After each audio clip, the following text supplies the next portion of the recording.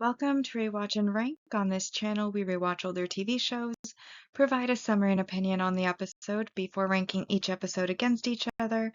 Today's episode is One Piece East Blue Saga, Warship Island Arc, Episode 59, Luffy Completely Surrounded, Admiral Nelson's Secret Plan. Episode in a nutshell is a brief reminder of what happens in the episode. So we pick up where the last episode left off, with the ship surrounded by Nelson's ships and their chains, and this leads the Marines who are chasing the Straw Hats to back off as they're no longer needed. However, Eric demands a paddle boat so that he can go and collect Ryuji, and he paddles out with a couple members of the crew. Meanwhile, at the Going Merry, obviously they're being shot at, and Nami is doing her best to avoid and turn the ship so that they don't get hit by the cannonballs. However, it is a big ship, so the maneuverability is only so-so, and Luffy ends up having to turn into a balloon to send back a cannonball, and they decide that they need to be more proactive, and so they do send themselves to the ships by Luffy creating a bridge with his arm, which is different from the suspension bridge he had made before, and Zoro and Sanji basically walk on his arm to the nearby ships, and Luffy then, follows behind as his arm snaps back. And they then attack all of the Marines on those nearby ships, and Zoro starts cutting the chains in order to create a path forward for the Going Merry to get through. Nami and Usopp, who are left back on the ship, are still in a bit of a difficult position, and Usopp does use the cannon to break the big cannon on Nelson's ship by doing a perfect shot straight into the mouth of the cannon on Nelson's ship, blowing it up.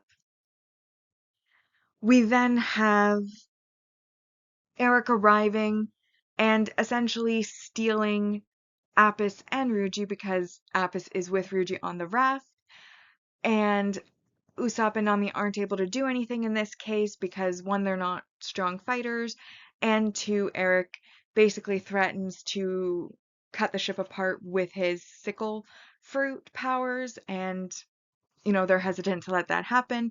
So he ends up rowing away with the raft tied to the little paddle boat, and Nelson is basically like, "Good job, Eric, you've managed to get it, now bring it here."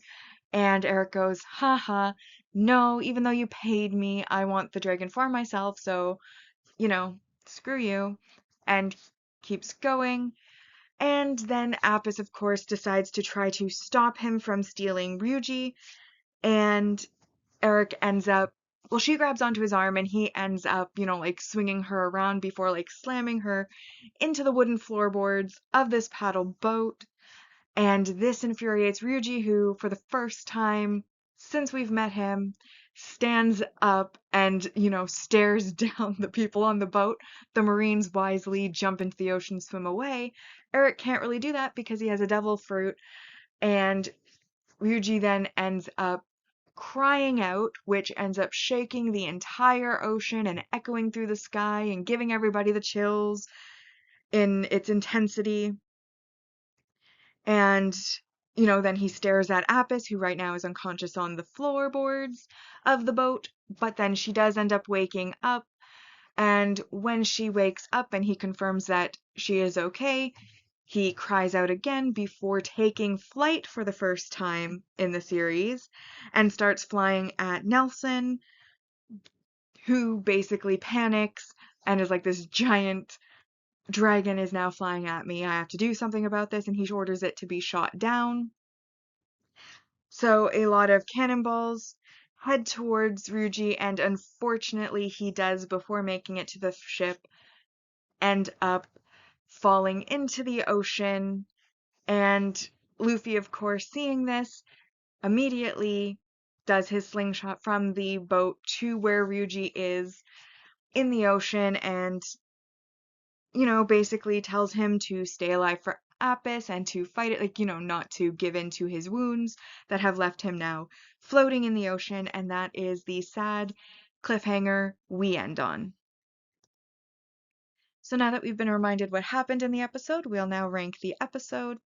And as always, we'll rank first on the mostly objective ranking list, followed then by the personal ranking list.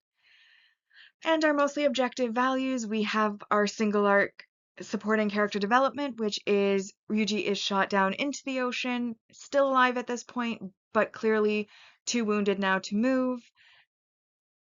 And with tragic imagery of, him laid out in the ocean, his feathers scattered and floating around him. It's very tragic. Second, we have our single arc supporting character growth, which is Ryuji being able to fly and stand up, which he hadn't been able to do at any other point in the series.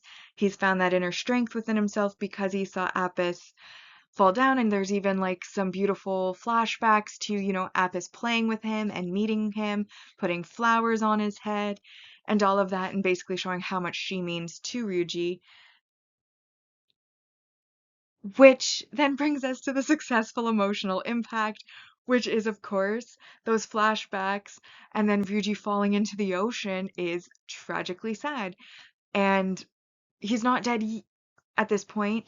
He is only wounded floating in the ocean, but this is a rewatch. We kind of know what's coming, and it is very sad because he's like an old innocent dragon just trying to find his nest and his like flock mates, and then these people are hunting him for a rumor that probably won't even work anyways, because obviously if it gets old and dies, it's probably not immortal.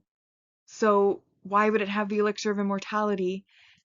Doesn't really make much sense in my mind, at least. I'd assume whatever had the elixir of immortality would be immortal.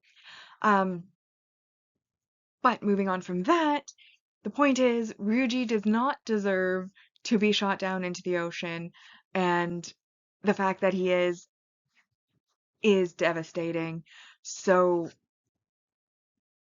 I am definitely giving 3 points for his success in emotionally impacting me. Which brings us to our final positive, which is the multi-arc main character growth, and this is Luffy's Gomu Gomu Bridge. Now, previously we did get a Gomu Gomu Suspension Bridge, but that is different, and therefore a new power, therefore, or usage of the Devil Fruit powers, which is growth, and that's +4. And that brings us to 9 out of 10, but there are some negatives obviously in this episode. So first off, we have -2 points for the negative messaging or behavior, and this is the animal/child cruelty. Obviously, Yuji's shot down, he's an innocent animal, there is no reason for him to be treated so horribly, and yet he was so bad. And then also Eric attacking Apis and, slamming her down onto the boat floorboards so strongly that she ends up losing consciousness, which is what triggers Ryuji's attack in the first place. Just cruelty to animals and children, let's not do that. So, -2 points. Then we have -4 points for the fact that this is still a filler arc, a filler episode. It does not have any main plot significance, and because of that, it is worth -4 points, which every episode so far in this arc has had that handicap, unfortunately. And then last but not least, and probably the one that bothers me a little bit the most doesn't really make sense. Okay, so Ryuji's situation bothers me the most. This would be what bothers me the second most. And that's the continuity error of Zoro cutting metal. Spoilers for the future, but in the Arabasta saga, in the Arabasta arc, Zoro goes through an entire series of flashbacks, self-reflection, emotional realizations, and the whole journey to be able to cut Mr. One who is made of metal. And it's this big thing. He can't cut metal, but, then he flashes back to his teacher. Anybody can cut metal. And it's this whole thing. They go through several episodes worth of him coming to this, state where he will be able to cut metal. And that is entirely invalidated by the fact that in this episode, he very easily, with no trouble, cuts very thick metal chains that are probably as thick as, if not thicker than, Mr. One's limbs would have been. Meaning, why couldn't he just fight Mr. One and kill Mr. One right away? That entire fight, that entire emotional flashbacks and realizations and all of that, completely worthless because he already can cut metal way over here in East Blue in this arc. And I guess that's a danger of a filler arc because obviously in the main storyline, which is the official storyline, he can't cut metal until Mr. One. But because they had to buy time for, the manga to get ahead enough of the anime, they put in filler arcs. And in these filler arcs, sometimes they make decisions which either that part wasn't written yet and they didn't have the foresight to know that he was going to go through that. So they put him cutting metal as they thought that was something he should be able to do. Or they knew about it but thought everybody would forget by the time they got there because, given how long the Arabasta saga is, it probably would have been a few years later. So I don't really know what happened there, but the fact is he can cut metal already. He's not supposed to be able to until he fights Mr. One, and therefore this kind of impacts the impact of that character growth that we get later on because we already see him cutting metal quite easily. And that is why it bothers me. But unfortunately, with all of these, it does end up a -1. 1 is the lowest score we can give, so objectively, this episode is actually a 1 out of 10, which is very low.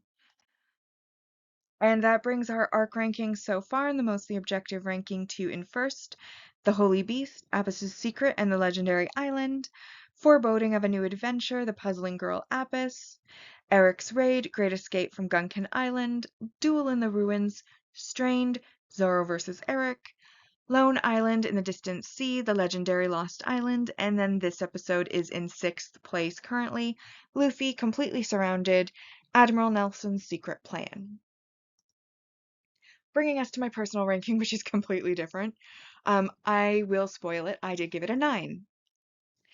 I gave it a 9 because the battles with the Marines are fun, how outnumbered they are, how easily they manage to defeat all of these little drone Marines that are faceless, nameless background characters, how there's even some comedy in it. For example, Luffy pretending to run away and then doing his slingshot and sending them all flying out to sea. There's the Usopp doing that perfect shot to blow up the cannon, which puts Admiral Nelson on the ground being like, what happened? And they're like, oh, they did a perfect shot into our cannon and it blew up. And he's like, oh no, we got to get them. Obviously, it did have successful emotional impacts with Ryuji's situation and him falling into the sea, him getting up, him crying out, the epicness of him crying out, of him flying, of the battles, of everything going on. How his cry out, shakes the ocean and shakes gives everybody the chills and echoes into the air, then it shows it by these ripples on the sea, and it's very epic. It's very entertaining, compelling, epic. A lot happens, a lot of interesting things happen. That's the important part too. It's not just a bunch of boring stuff. It's actually very entertaining, compelling, important to this arc's plot, things happening. And Eric is satisfyingly sent flying by Ryuji out into the ocean. He does come back, so he's not gone, but, I felt very satisfied when he got, sent flying because he was, harming Apis and such. But it just had, everything that you needed. And of course, the emotional impact was sadness, which is sad, and, there's the continuity error with Zoro, but usually the reason I do the continuity or errors in the in the origin of them is because probably by the time we do get to Arabasta, I'll be honest, I probably will have forgotten that he cut the chains here. Um, so that's why I'm calling it out here. But again, it does bother me because of how much he goes through to be able to cut metal there. For him to just do it so easily here, it's like that entire thing now is like I said, invalidated, um, kind of meaningless, and that does bother me. But ultimately, I still gave it a 9 out of 10 because I just felt like I was engaged throughout the entire time I was watching. And again, it got emotional responses. I was entertained. Everything that I need personally in an episode happened to be in it. So I thought it was very good, but that damn continuity error made me take a point off. So 9. However, it does put it into first place. And we have Luffy completely surrounded, Admiral Nelson's secret plan in first, followed by Duel in the Ruins, Strained, Zoro vs. Eric, Eric's Raid, Great Escape from Gunkan Island, The Holy Beast, Apis' Secret, and the Legendary Island, Foreboding of a New Adventure, The Puzzling Girl Apis, and then in last place so far we have Lone Island in a Distant Sea, The Legendary Lost Island. Bringing us now to our saga ranking so far, and on our mostly objective ranking, we have Romance Dawn arc in first, followed by Arlong Park arc, Logtown arc, Orangetown arc, Baretti arc, Syrup Village arc, Buggy Side Story arc, and Warship Island arc so far is at 33 out of a possible 80. On the personal ranking side, Buggy Side Story arc is in first place, followed by Arlong Park arc, Orangetown arc, Romance Dawn arc, Logtown arc, Baretti arc, Syrup Village arc, and then Warship Island arc in, well, it's not in last place, it's in pending place, and it is 49 out of a possible 80 so far. Which now moves us on to our series ranking so far, and this is where we're ranking each of the arcs, or each of the sagas against each other based on the arc scores. And East Blue Saga has a 41 out of 80 on the mostly objective list, and a 34 out of 80 on the personal list. Bringing us to now having rewatched and ranked One Piece East Blue Saga, Warship Island Arc Episode 59, Luffy completely surrounded, Admiral Nelson's secret plan. Like and subscribe if you would like to, and I will see you in the next episode.